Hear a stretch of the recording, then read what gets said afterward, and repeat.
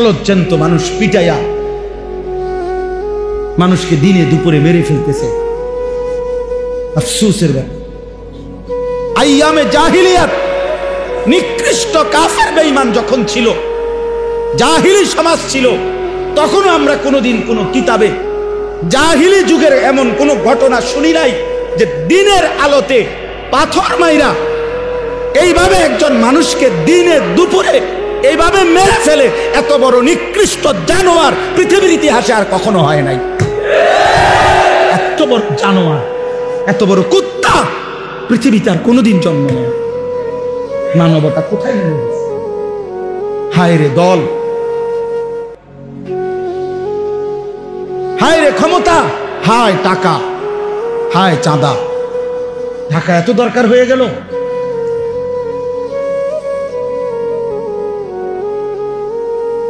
সারা পৃথিবী দেখছে, অবাক হয়ে গেছে, আশ্চর্য। একটা মানুষ, দাড়িওয়ালা একটা যুবক, জলজ্জান্ত মানুষটাকে এতগুলো মানুষের সামনে দিনে দুপুরে পাথর মেরে মেরে মেরে ফেলছে। আহা, তাইলে ভাইয়া দল বিষয় না, এখানে মনুষ্যত্ব কোথায় গেল? ইনসান গেল, মানবতা কোথায় হারিয়ে গেল? আজ সে আহত, আজ সে নিহত, আর তুমি সবসময় থাকবা অক্ষত। এর কি নিশ্চয়তা? আমাদেরকে বলা উচিত ভাইয়া। দিবানিশি আমরা বলতেছি, চেষ্টা করতেছি, আমরা ভাবাইতে চাচ্ছি। তোমাদের কাছে অনুরোধ, প্রিয় ভাই, স্বার্থপর এই দুনিয়া কাউরে মনে রাখে না। স্বার্থপর এই দুনিয়া কারো জন্যই থেমে থাকে। সত্যি কথা, কসম আল্লাহ, তোমার ভালো যদি তুমি না বুঝো, কেউ তোমার মনে রাখবে না। তোমার জন্য ভাববার কারো সময় নেই, সবাই ব্যস্ত, সবার কাজের অভাব নেই কারো। ভালো হোক মন্দ হোক, যৌক্তিক হোক অযৌক্তিক হোক, প্রয়োজনীয় হোক অপ্রয়োজনীয় হোক, বর্তমানে এমন একটা সময় যে সবাই ব্যস্ত, সবাই ব্যস্ত। আজকে সকালবেলা আমি ফজরের নামাজের একটু পরে আমার মেয়ের মাদ্রাসায় গেছি।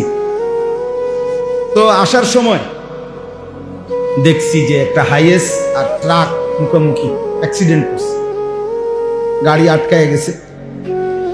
তো হাইয়েস গাড়িটার এই মাইক্রোটার ড্রাইভার একদম ভিতরে ঢুকে গেছে। অনেক কষ্টে ভাইয়া ভুইয়া যখন তারে বের করছে, কিছুক্ষণ পরে বেচারা মারা গেছে। জীবন্ত মানুষ, জলজ্জান্ত মানুষ গাড়িটা চালাচ্ছিল, এমন মানুষটা মরে গেছে। আমার বলার বিষয় হলো, আমি তাকায় দেখলাম জ্যামের কারণে গাড়ি আটকে আছে। প্রতিটা গাড়ি সর্বোচ্চ ফোর্সে শুধুই হর্ন দিতেছে, ডাইনে বামে বাঁকা সাকা কইরা কোনো না কোনো ভাবে পাশ কাইটা চলে যাইতেছে। কেউ থামলো না, কেউ থামলো, কোনো ড্রাইভারও আর থামে না, প্যাসেঞ্জারও থামে। কারো হাতে সময় নাই, কারো হাতে সময়। তো এটাই বুঝাইলাম আর কি, স্বার্থপর এই দুনিয়া কারো জন্য থামে না, কারো হাতে সময় নাই। একদিন এটাই মনে পড়বে, হয় দুনিয়াতে নয়তো আখিরাতে, হয় অসুস্থ হয়ে গেলে নয় পঙ্গু হয়ে গেলে। একদিন সত্যি সত্যি কসম আল্লাহর মনে পড়বে, সুখের এই বন্ধুরা কেউ নাই। মোবাইলের ওই নর্তকী ধোঁকা ছিল, অশ্লীল ছবি ধোঁকা ছিল। বন্ধু নামের এই দুষ্টরা যারা তোমারে সঙ্গ দিয়ে হাসি ঠাট্টা মজাক আড্ডায় সময় শেষ করে দিছিল, তারা আর কেউ নাই, আসলেই কেউ নাই। এই বাবাদেরকেও বলি, আপনারাও কবরে দেখবেন আপনাদের সন্তান নাই। যে সন্তানের জন্য হারাম খাইছেন, হারাম রোজগার করছেন, যেই বিবি বাচ্চার জন্য, সেই বিবি বাচ্চা আর কেউ মনে রাখে না, কেউ মনে রাখে না। আপনারা শুধু কাউরে একক লজ্জা দেওয়ার জন্য বলতেছি না, একক শরম দেওয়ার জন্য বলতেছি না, শুধু বুঝাইতে চাচ্ছি, শুধু এই কয়দিনের এই গত 2-3 মাসের মধ্যে প্রতিদিন আমার মনে হইতেছে আমার দেশের মানুষ খুব বেশি অসহিষ্ণু, খুব বেশি অস্থির, কেউ যেন কারো নিয়ন্ত্রণে নাই। প্রত্যেকে হত্যা, খুন, ধর্ষণ, পরকীয়া মনে হয় যেন একেবারে খোলামেলা প্রকাশ্যে শুরু হয়েছে। পরকীয়া এই শব্দটা, অবৈধ সম্পর্ক, স্বামী থাকার পরও মহিলার অবৈধ সম্পর্ক, স্ত্রী থাকার পরও পুরুষের অবৈধ সম্পর্ক, আমার মনে হয় গত 10 বছরও এত বেশি আমি শুনি নাই। এ কয়দিনে যা শুনতেছি, ঘটনাটা কি? অসভ্যতা এভাবে বেড়ে গেল কেন? দোস্ত, নোংরামি এভাবে বেড়ে গেল কেন? প্রিয় ভাইয়া, এই কঠিন বাস্তবতা, এই নিদারুণ বাস্তবতার মুখোমুখি তোমরাও হইবা। কোন সমাজে যদি জেনা ব্যভিচার হয়, বেড়ে যায়, খোদার কসম, তো ওই সমাজের সকল পরিবারই অরক্ষিত হয়ে যায়। কারোই তখন ইজ্জতের নিরাপত্তা থাকে না, কারোই থাকে না, কারোই থাকে না। এই জন্য আমরা ভাবা উচিত, মানুষ চলজ্জান্ত মানুষ পিটাইয়া মানুষকে দিনে দুপুরে মেরে ফেলতেছে। আফসোসের ব্যাপার, আইয়ামে জাহিলিয়াত নিকৃষ্ট কাফের বেঈমান যখন ছিল, জাহিলি সমাজ ছিল, তখনও আমরা কোনোদিন কোনো কিতাবে জাহিলি যুগের এমন কোন ঘটনা শুনি নাই যে দিনের আলোতে পাথর মাইরা এইভাবে একজন মানুষকে দিনে দুপুরে এইভাবে মেরে ফেলে। এত বড় নিকৃষ্ট জানোয়ার পৃথিবীর ইতিহাসে আর কখনো হয় নাই। এত বড় জানোয়ার, এত বড় কুত্তা পৃথিবীতে আর কোনোদিন জন্ম নেয়। মানবতা কোথায় নেমে গেছে? হায় রে দল, হায় রে ক্ষমতা, হায় টাকা, হায় চাঁদা। ঢাকা এত দরকার হয়ে গেল।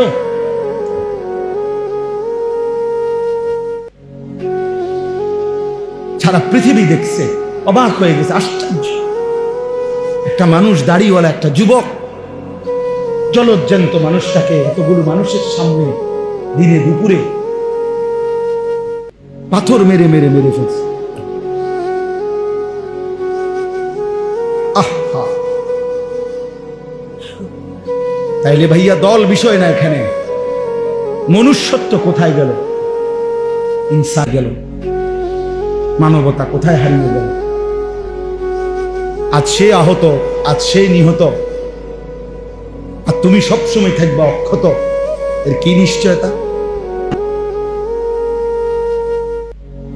আজ তার বোন দর্শিত, তার স্ত্রী পরকীয়া আসক্ত, আমার ঘর তোমার ঘর সবসময় থাকবে পবিত্র, সুরক্ষিত। তার কি নিশ্চয়তা? তার কি নিশ্চয়তা? দোস্ত আমার, বন্ধু আমার, বাবা আমার, প্রিয় সাথী আমার, নওজোয়ান, সবাই মিলে ভাবো, আগামী পৃথিবী তোমরা বাঁচতে হবে, এই সমাজ নিয়েই তোমরা চলতে হবে। আরে তুমি থাকতে তো হইব, এই সমাজে বাঁচতে তো হইব। তুমি তো সম্পূর্ণ নিজেকে আলাদা করলে জীবন চলবে না।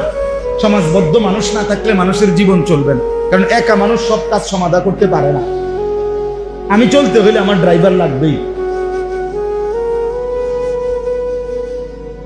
জীবন চলার পথে আমার দোকানদার লাগবেই, কাস্টমার লাগবেই, প্যাসেঞ্জার লাগবেই। সমাজের মানুষ যদি কেউ উপার্জন না করে, কেউ কৃষি না করে, বিভিন্ন রকমের কাজে যদি বিভিন্ন জন জুড়ে না থাকে, একটা সমাজ অচল হয়ে যাবে।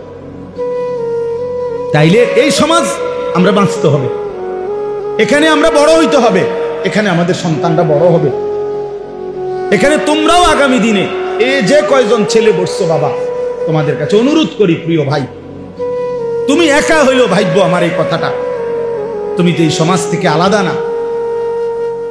তাইলে এই সমাজের চারদিকে যদি ছেলে পেলে, নারী, পুরুষ, যুবক, যুবতী সবাই যদি এরকম অসভ্যপনা, বেহায়াপনা, অস্থির হয়ে আর তোমরা মজা পাও, সবাই যদি যার যার জায়গায় খুশি হও যে মা সবাই মিলে দেখতেছ একে অপরের চেহারা, নামাজ নাই, সেজদা নাই, আল্লাহ নাই, খুদা নাই, পর্দা নাই, কুশিদা নাই, তো প্রিয় ভাই আগামী পৃথিবীতে তোমরা চলবা কেমনে? তোমরা বাঁচবা কেমনে? কেমনে বললে বুঝবে? কি ভাষায় বললে বুঝবে? কি ভাষায়? এখানে যারা বাবা তাদের সন্তানে 9 বছরের বাচ্চার যদি নিরাপত্তা না থাকে, আমার সমাজ কোথায়? বলে 9 বছরের বাচ্চার যদি নিরাপত্তা না থাকে, তাকে যদি এত বড় জুলুমের শিকার হইতে হয়, আমার সমাজ কোথায় নেমে গেছে? বলে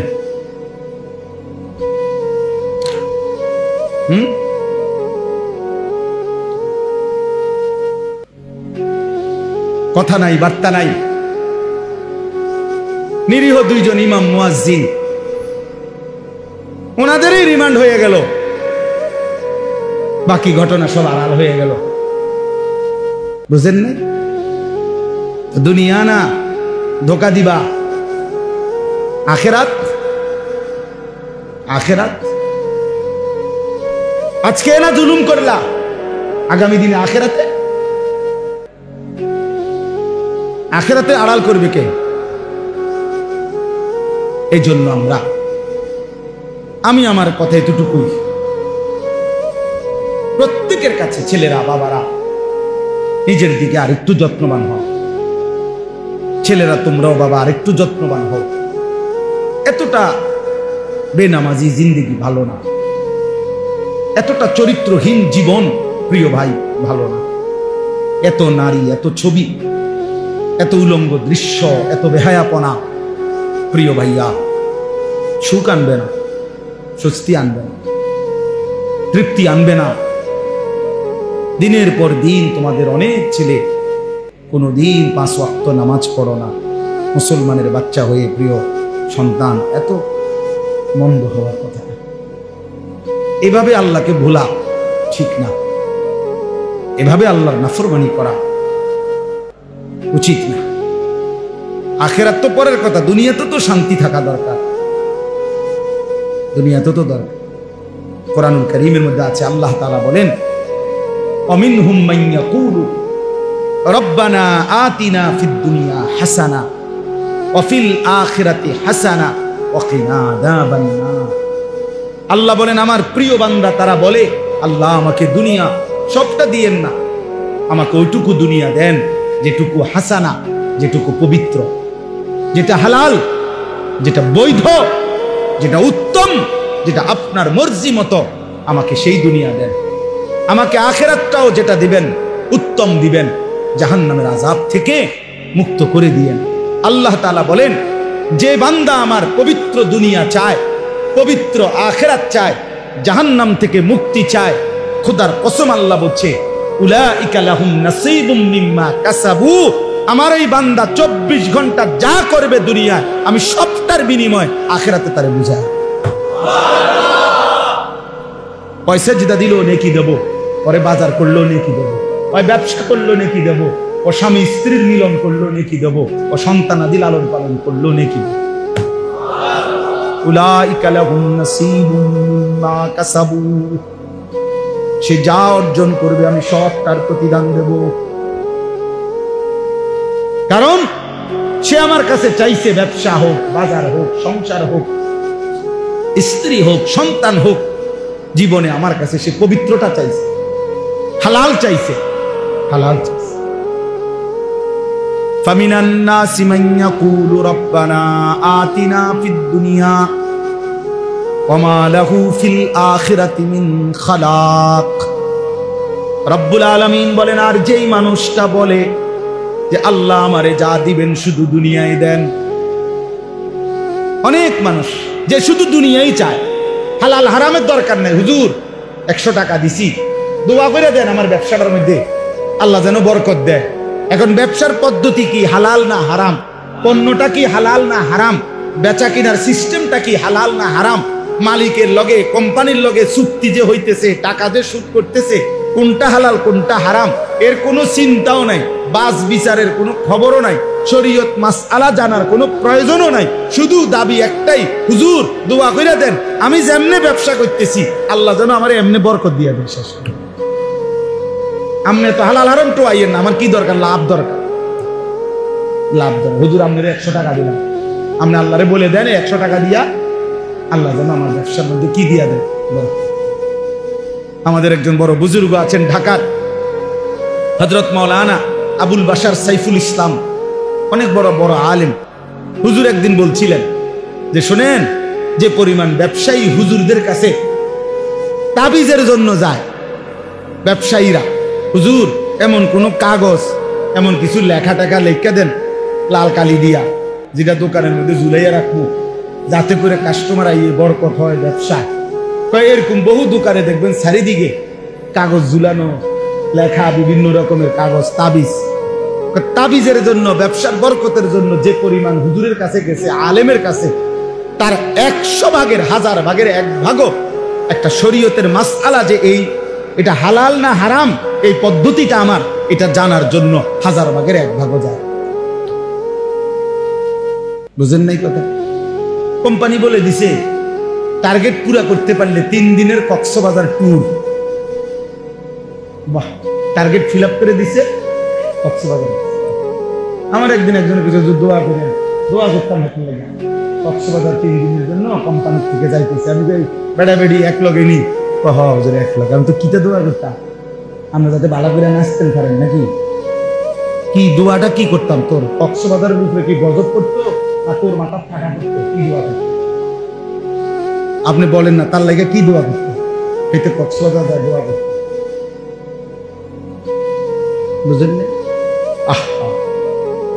মানে হালাল না হারাম এত কিছুর দরকার নেই, দোয়া করে দেন আমার দুনিয়া দরকার, আমার দুনিয়া দরকার। রব্বানা আতিনা ফিদ দুনিয়া, আল্লাহ দুনিয়াই দেন শুধু, আর কিছু লাগবে না। ওমা লাহু ফিল আখিরাতি মিন খালাক।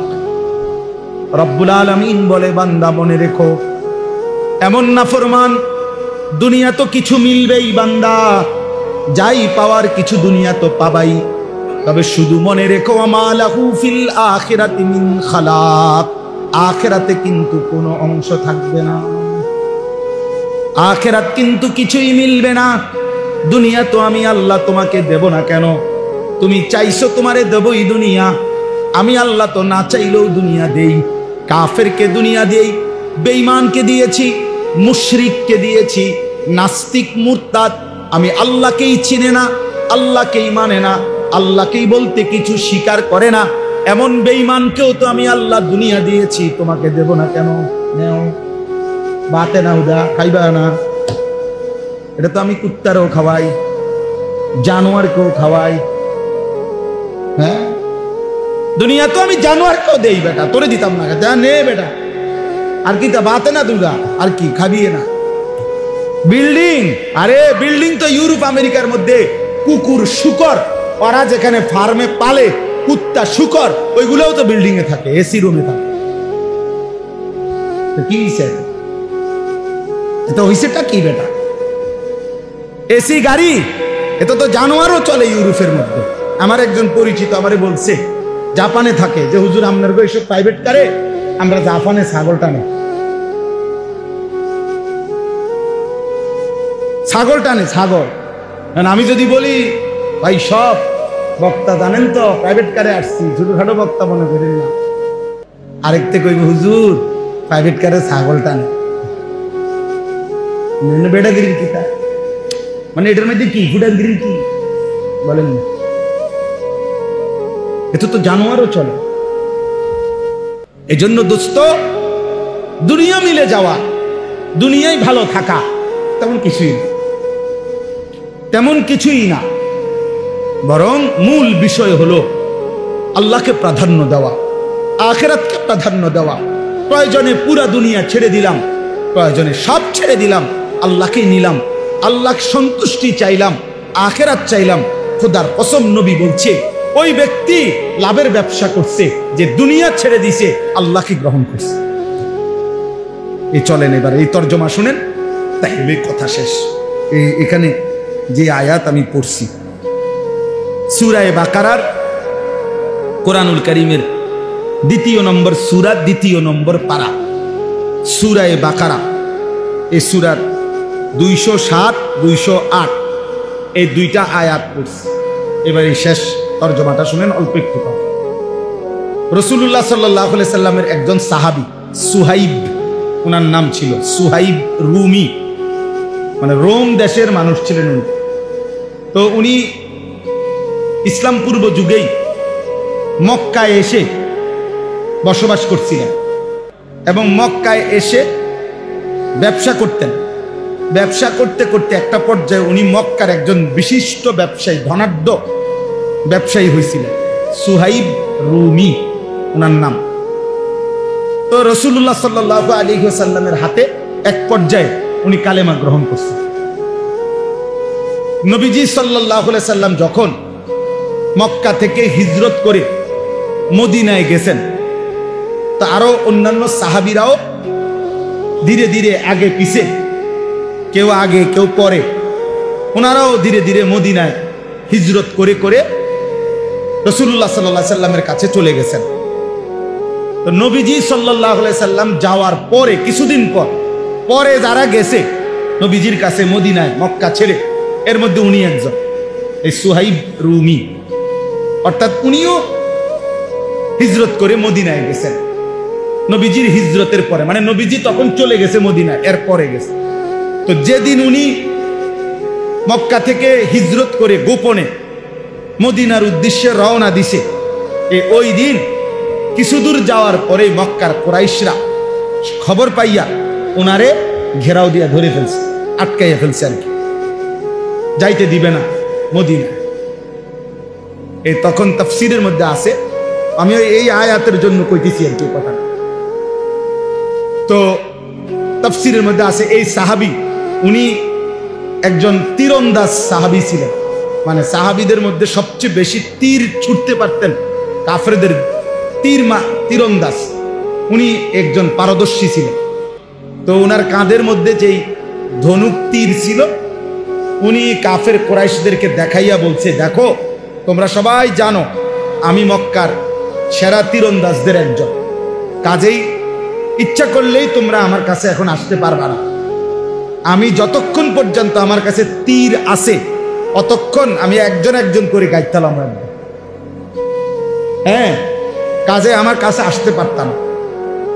এরপরে যদি আমার তীর শেষ হয়ে যায়, এরপরে আমার কোমরে তরবারি আছে, এই দেখো আমি তরবারি চালনা তো অভিজ্ঞ, তোমরা জানো। এরপরে আমি তরবারি দিয়ে তোমাদের সাথে যুদ্ধ করব, সেখানেও তোমাদের বহু লোক হতাহত হবে, হ্যাঁ, এরপরে যদি তোমরা আমারে ধরতে পারো। কাজেই এত অল্পতেই আমারে তোমরা ধরতে পারবা না, আটকাইতে পারতা না, তোমাদের অনেক ক্ষতি হবে। কিন্তু এই কথাটা শুনে, কিন্তু আমি তোমাদের কাছে একটা প্রস্তাব দিচ্ছি, আমি জানি তোমরা আমারে কেন আটকাইছো, অন্য অনেকেই চলে গেছে তারে আটকাও নাই, আমারে আটকাইছো তোমরা, আমি জানি, কারণ তোমরা জানো যে আমি মক্কার ধনাঢ্য ব্যক্তিদের একজন, আমার কাছে অনেক সম্পদ আছে, স্বর্ণ রৌপ্য আছে, এটা তোমরা জানো, আমি জানি, এই জন্য তোমরা আমারে আটকাইছো। আমি জানি তোমাদের মূল লোভ সম্পদের প্রতি, অতএব আমার যত সম্পত্তি আছে যেখানে যেখানে আমি রেখে আসছিলাম, এখন আমি সব বলে দিচ্ছি, তোমরা সব কিছু নিয়ে নাও, বিনিময়ে শুধু আমারে একা আমার আকা, আমি যার জন্য যাচ্ছি, আমার সেই প্রিয় বন্ধু আমার রাসূলের কাছে যাইতেন, আমারে বাধা দিও, আমার কাছে, আমার নবীর কাছে আমারে যাইতেন, আমি কিচ্ছু নেব না, সব দিয়ে দিলাম, সব জানাই দেবো তোমাদের, তোমরা আমারে ছেড়ে দাও। স্বাভাবিকভাবে আমারে ধরতে পারতা না, তোমরা হতাহত হইবা, এটাও করো না, আর সম্পদও আমি নেব না। তাফসীরের মধ্যে আছে মক্কার কুরাইশরা বলছে, তুমি এই ঘোড়া যেটা নিয়ে রওনা দিছো এটাও দিয়া লাইতে হবে, শুধু গায়ের পোশাক ছাড়া আর কিছু নিতে পারবা না। উনি বলছে ঠিক আছে, আমি শুধু আমার গায়ের পোশাক নিয়েই রওনা দিলাম, আর সব সম্পত্তির কথা একবারে দাগে দাগে বলে দিলাম, তোমরা সব নিয়ে নাও, আমি আমার এই এক কাপড়েই আমার রাসূলের কাছে আমি যাইতে চাই, তবু আমারে বাধা দিও। মক্কার বেঈমান কুরাইশরা সমস্ত সম্পত্তি নিয়ে উনারে ছেড়ে দিছে। উনি একা এক কাপড়ে এই লম্বা পথ, দীর্ঘ পথ সফর করে আল্লাহর নবী সাল্লাল্লাহু আলাইহি ওয়াসাল্লামের কাছে মদিনায় পৌঁছা নবীজি সাল্লাল্লাহু আলাইহি ওয়াসাল্লামের দরবারে বসে এই পুরা ঘটনা শুনাইছে।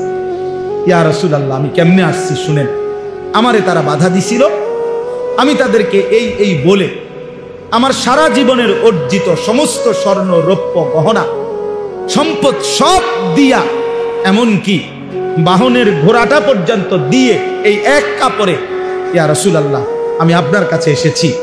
খোদার কসম, তাফসীরে আছে আল্লাহর নবী তখন চিৎকার দিয়ে আওয়াজ করে খুশিতে আল্লাহর নবী বলছে, রাবিহাল বাই, রাবিহাল বাই, সুহাইব তোমার ব্যবসা বড় লাভবান হয়েছে, তোমার ব্যবসা বড় লাভবান হয়েছে, তোমার ব্যবসা রাবিহা, লাভ হয়েছে, লাভ হয়েছে। সামান্য দুনিয়া ছেড়ে দিছ, আল্লাহর ভালোবাসায়, আল্লাহর সন্তুষ্টির জন্য, রাসূলের সন্তুষ্টির জন্য সব কোরবানি করেছ, তুমি লাভবান। তখন ঠিক ওই সময় আল্লাহ তাআলা জিবরাইলকে পাঠিয়ে এই সাহাবীর প্রশংসায় কোরআন কারীমের এই আয়াত নাযিল করেছে, ওয়া মিনান নাসি মান ইয়াশরি নাফসাহু।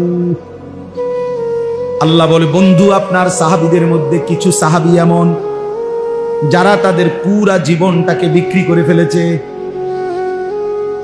ইবতিগা মারদাতিল্লাহ, আল্লাহ রাব্বুল আলামিনের সন্তুষ্টির তালাশে, রব্বুল আলামিনের সন্তুষ্টির তালাশে পুরা জীবন দিয়ে দিছে, পুরা জানমাল সব বিলীন করে দিয়েছে, বিনিময়ে আল্লাহকেই চেয়েছে, আখিরাতকেই চেয়েছে। আল্লাহ বলেন, ওয়াল্লাহু রাউফুম বিল ইবাদ, এমন বান্দার ব্যাপারে নিশ্চয়ই আল্লাহ বড় বেশি দয়াবান, আল্লাহ তাকে উপযুক্ত পুরস্কার দিয়ে ভরপুর করে দেবে। আপনি ঘাবড়ায়েন, ওরে বলে দেন আমি আল্লাহ ওরে সন্তুষ্ট করব। কোরআন শরীফে আছে হযরত আবু বকর সিদ্দিক রাদিয়াল্লাহু তাআলা আনহু জীবনের সব কিছু আল্লাহর জন্য বিলায় দিছিলেন। তো নবীজিকে আল্লাহ তাআলা কোরআনের আয়াত নাজিল করে নবীজিকে আল্লাহ শুনাইছিলেন। লম্বা সূরার মধ্যে আছে লাস্টে, ওয়ালা সাউফা ইয়ারদা, আল্লাহ নবীজিকে বলছে, বন্ধু আপনার সাহাবী আবু বকরকে বইলেন আপনি তারে খুশি করার দরকার নাই, আমি আল্লাহ নিজে হাসরের ময়দানে আপনার আবু বকরকে আমি খুশি করে দেব। ওয়ালা সাউফা ইয়ারদা ওয়াল লাইলি ইযা ইয়াগশা, এই সূরার শেষে আমি তাকে খুশি করে দেব।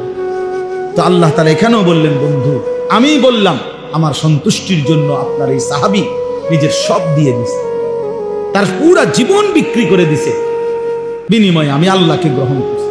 এই জন্য দোস্ত, এই জন্য প্রিয় ভাই, আমি কিংবা তুমি, জওয়ান কিংবা বুড়ো, আমাদের প্রত্যেকের জীবন মূলত আল্লাহর জন্য, আখিরাতের জন্য। আমরা যদি আল্লাহকেই না পেলাম, নামাজই না পেলাম, এই কপাল যদি সেজদাই না দিল, আল্লাহকেই না চিনল, তো ওই কপাল মন্দ কপাল, লানত ওই কপালের উপরে, থুতু মারি ওই কপালের উপরে। ছেলেরা মনে রাখিস বেটা, তোদের ওই কপালে আমি থুতু মারি যে কপাল আল্লাহ সেজদা দেয় না, নাফরমান। তোর ওই কপালে থু থু, তোর কপালে থুতু মারি, থুতু মারলাম তোর ওই কপালে। তুই ভাত খাস, খা বেটা, তুই শুধু ঘুম যাস, পেশাব পায়খানা করস, রাস্তার জানোয়ারের দিকেও তাকাইস, ওই জানোয়ারও খায় আর ঘুমায় আর পেশাব পায়খানা।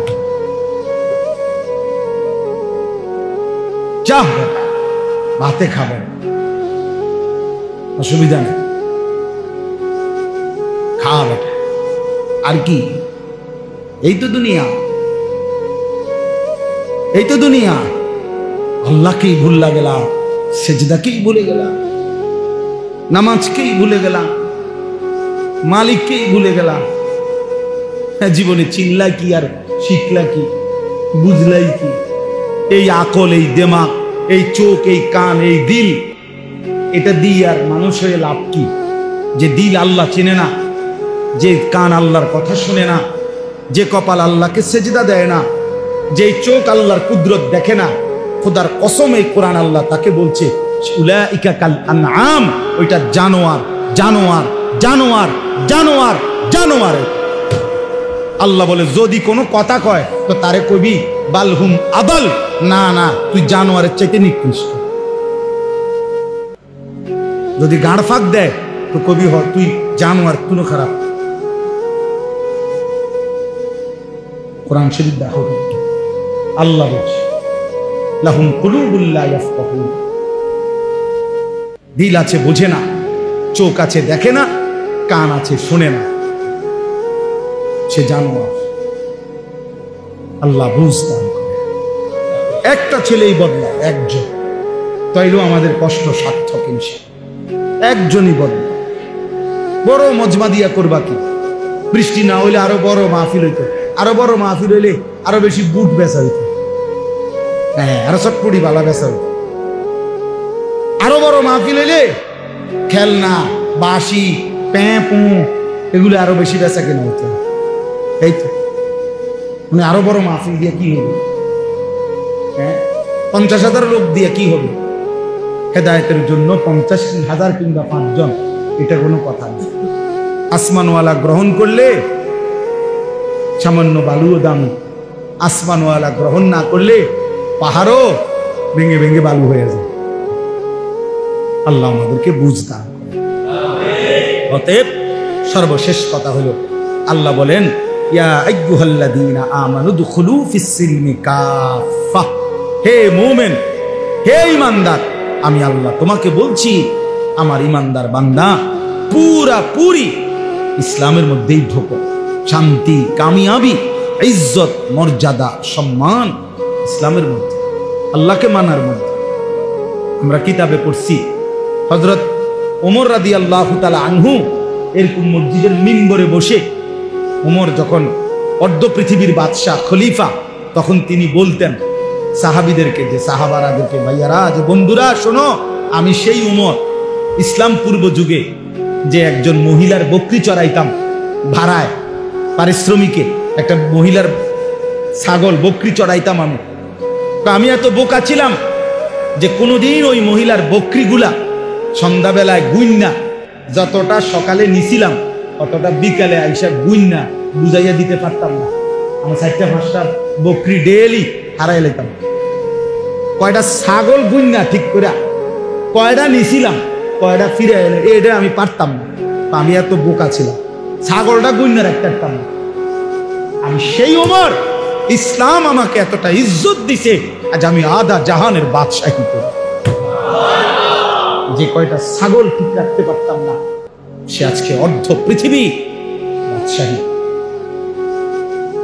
তিনি বলছেন ইসলাম আমাকে দামি বানাইছে, রাসূলের অনুসরণ আমাকে দামি বানাইছে, নয়তো আমি সেই মক্কার মহিলার বকরি চড়ানো রাখালি থাকতাম, অখ্যাতই থাকতাম। আজ ইসলাম আমাকে দামি বানাইছে, আল্লাহর দ্বীন আমাকে দামি বানাইছে। এজন্য আল্লাহ বলছে পুরা ইসলামের আল্লাহকে দ্বীন মানো। এজন্য ছেলেরা নামাজ পড়ো, ছেলেরা আখলাক সুন্দর করো, বাবারা হালাল উপার্জন করেন, হারাম রোজগার করেন। বুড়া মিয়ারা শেষ বয়সটা বিড়ি, সিগারেট, সাদওয়ানের গপ আর বন্স বিড়িতে শেষ করেন না, আল্লাহর জিকিরে শেষ করেন, আল্লাহকে ডেকে শেষ করেন হায়াত। ওয়ালা তাত্তাবিউ খুতুওয়াতিশ শাইতান, আল্লাহ তাআলা বলেন কোনোভাবেই শয়তানের পথ, শয়তানের কদম অনুসরণ করো না। প্রতিটা গুনাহই শয়তানের পথ, সেখানে যেও না।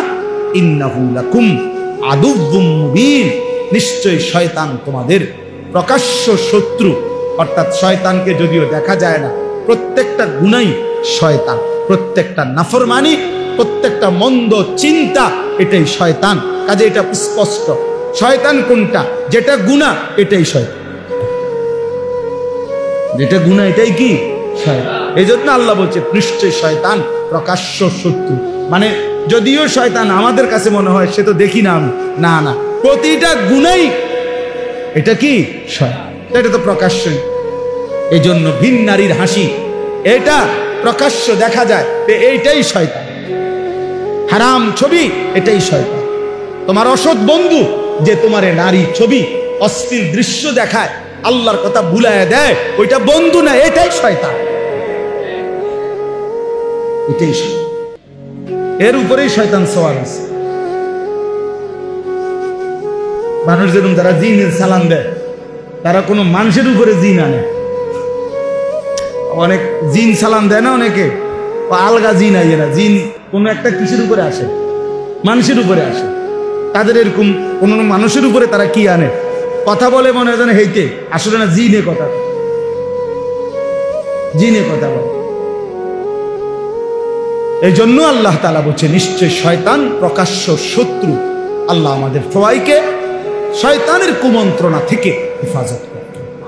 আমরা ইনশাআল্লাহ এই রাত গভীরে চলো বাবা ভাই সবাই আমরা নিয়ত করি যে নিজের ভালো, নিজের কল্যাণ, নিজের আখিরাত ফিকির করবো ইনশাআল্লাহ। ছেলেরা বাবা কষ্ট করছো ভাই, গরমের মধ্যে আমরারও কষ্ট হয়েছে, সবাই মিলে আমরা সবর করছি। এত রাত অবধি সিজনের বড় মাহফিলও মানুষ এতক্ষণ বসে থাকে না, আপনারা কষ্ট করছেন, ছেলেরা অনেক সবর করছেন। আমি সবাইরে মোবারকবাদ জানাই। আল্লাহ সবাইকে এই ত্যাগ, এই কষ্টের উত্তম বিনিময় দান করেন। আল্লাহর জন্যই আমরা বসছি, ঠিক না? আল্লাহর জন্য। আল্লাহ তাআলা এই মজমা, এই মাহফিল কবুল করে। আমার আসলে মনে ছিল না, এনে আসছি আর আমি দেখে চিনছি যে আমি আরেকবার আসছি এখানে, আগেও মাহফিল তো আইসা তখন ভালো লাগছে যে ছেলেদের সাথে আমি এনে দাঁড়ায় দাঁড়ায় কথা বলছিলাম অনেকগুলো ছেলের সাথে একসাথে। পরে আমার মনে হয়েছে আল্লাহ তাআলা এই আলোকিত যুব সমাজকে বাস্তবিক অর্থেই এই সমাজ, এই দেশ, এই জাতির জন্য আলোকিত করে দেয়। আল্লাহ আমাদের সবাইকে কবুল করে। আলহামদুলিল্লাহ। اللهم أنت السلام ومنك السلام تباركت يا ذا الجلال يا أرحم الراحمين يا أرحم الراحمين يا أرحم الراحمين ربنا ظلمنا أنفسنا وإن لم تغفر لنا وترحمنا لنكونن من الخاسرين ربنا آتنا في الدنيا حسنة وفي الآخرة حسنة وقنا عذاب النار رب ارحمهما كما ربياني صغيرا ربنا هب لنا من أزواجنا وذرياتنا قرة أعين وجعلنا للمتقين إماما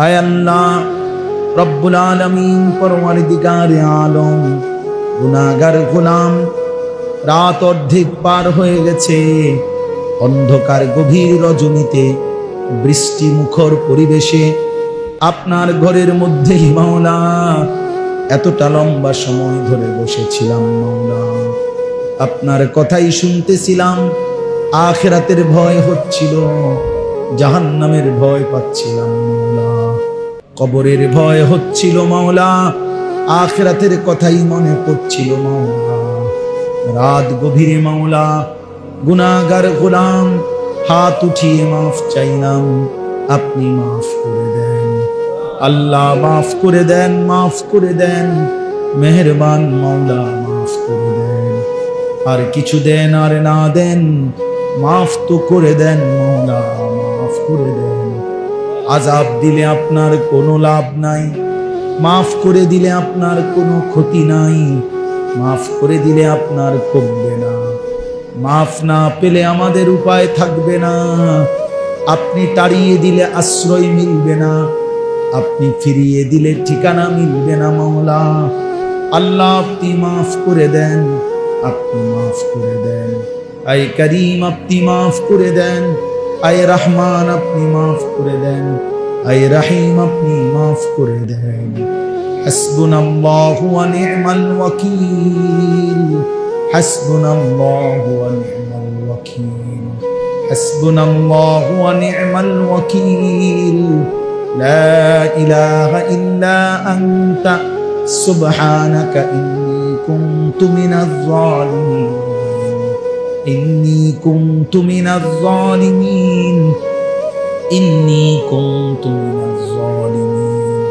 আয় আল্লাহ আপনি মাফ করে দেন, আয় আল্লাহ আপনি মাফ করে দেন, সমস্ত কবরবাসীদেরকে মাফ করে দেন, মাকে মাফ করে দেন, বাবাকে মাফ করে দেন, দাদা দাদি নানা নানিকে মাফ করে দেন, চাচা মামা ফুফা খালুকে মাফ করে দেন, চাচি মামি ফুফি খালাকে মাফ করে দেন, শ্বশুর শাশুড়িকে মাফ করে দেন, আত্মীয় স্বজনদেরকে মাফ করে দেন, বিবিকে মাফ করে দেন, ছেলে মেয়েদেরকে মাফ করে দেন, ভাই বোনদেরকে মাফ করে দেন, দোস্ত আহবাবদেরকে মাফ করে দেন, বন্ধু স্বজনদেরকে মাফ করে দেন।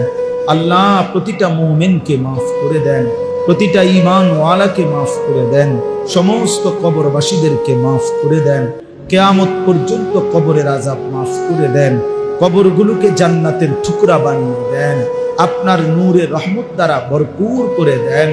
আল্লাহ আমরা যারা বেঁচে আছি মাওলা, আমাদের আগামী জিন্দেগি আপনি সুন্দর করে দেন, ঈমান আমল দান করেন, ইজ্জত আফিয়ত দান করেন, তাকওয়া তাহারত দান করেন, হিম্মত ইস্তেকামত দান করেন, সেজদাওয়ালা কপাল বানিয়ে দেন, কাঁদনেওয়ালা চোখ বানিয়ে দেন, জিকিরওয়ালা জবান বানিয়ে দেন, মোহব্বতওয়ালা দিল বানিয়ে দেন, সুন্নাত বন্দিগিওয়ালা জীবন বানিয়ে দেন। মাওলা কিশোর যুবক এই ছেলেগুলোকে নামাজি বানিয়ে দেন, নামাজি বানিয়ে দেন, এদের চুল সুন্দর করে দেন, এদের চেহারা সুন্দর করে দেন, এদের আখলাক সুন্দর করে দেন, নারীর আসক্তি থেকে হেফাজত করেন, মদের আসক্তি থেকে হেফাজত করেন, জুয়ার আসক্তি থেকে হেফাজত করেন, মোবাইলের আসক্তি থেকে হেফাজত করেন, আল্লাহ অশ্লীলতা বেহায়াপনা থেকে হেফাজত করেন। আল্লাহ ছেলেদেরকে আগামীর ইসলামের জন্য কবুল করে নেন, দাজ্জালের মোকাবেলায় কবুল করে নেন, মাহাদির পক্ষে আল্লাহ আপনি কবুল করে নেন, আলোকিত সুন্দর সমাজ গড়বার জন্য হিম্মত দান করেন, ইস্তেকামত দান করেন, এগিয়ে যাওয়ার মতো তৌফিক দান করেন। বাবা চাচা বয়স্কদেরকে আরো বেশি নেক আমলের তৌফিক দান করেন, বাকি হায়াতে বরকত দান করেন, মা বোনদেরকে পর্দা পুশিদা দান করেন, উলামায়ে কেরাম আইম্মায়ে কেরামকে উম্মতের ফিকির দান করেন, কওম মিল্লাতের ফিকির দান করেন, মানুষের দরদে দরদি হওয়ার তৌফিক দান করেন, অসুস্থ বিমারি যারা শিফা করে দেন, কামাই রুজিতে হালাল বরকত দান করেন। প্রবাসী আল্লাহ বিদেশের জমিনে আল্লাহ প্রতিনিয়ত তারা দোয়া চায় মাওলা, আল্লাহ ঈমান আমলের সাথে রাইখেন মাওলা, ঈমান আমলের সাথে রাইখেন মাওলা, সুস্থতার সাথে রাইখেন মাওলা, হালাল রুজি রোজগার করবার তৌফিক দান করেন। প্রবাসীর বিবি বাচ্চাকে নামাজি বানায় দিয়েন, চরিত্রবান বানায় দিয়েন। আল্লাহ আমাদের প্রত্যেকের আয় রোজগারে বরকত দান করেন, আমার দেশের উপরে রহমত বরকত নাজিল করেন, সারা পৃথিবীর মজলুম মুসলমানদেরকে বিজয় দান করেন, রেহাই দান করেন। আল্লাহ যুবকদের এই ইন্তজামের মধ্যে বরকত দান করেন, মসজিদখানা কবুল করে নেন, ইমাম মুয়াজ্জিন খতিব কমিটি মুসল্লি সকলকে কবুল আর মনজুর করে নেন। রব্বির হামহুমা কামা রব্বায়ানি সগীরা, সুবহানা রব্বিকা রব্বিল ইজ্জাতি আম্মা ইয়াসিফুন ওয়া সালামুন আলাল মুরসালিন ওয়ালহামদুলিল্লাহি রাব্বিল আলামিন।